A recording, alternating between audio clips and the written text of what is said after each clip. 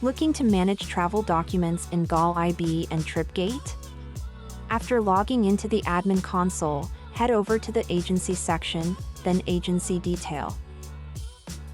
Scroll down until you find the Change Settings button.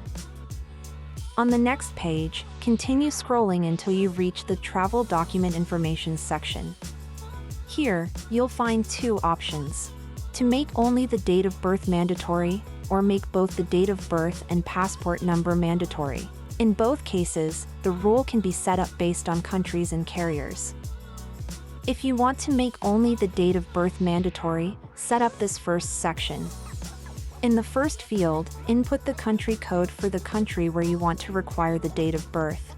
You can either add one country code, or multiple country codes separated by commas, or all to set the rule for all countries. The same applies to carriers. After entering the country code, check the box to make it mandatory. Once you're happy with your changes, scroll down and save your settings. From now on, your clients traveling to the US will be required to enter their date of birth during the booking process.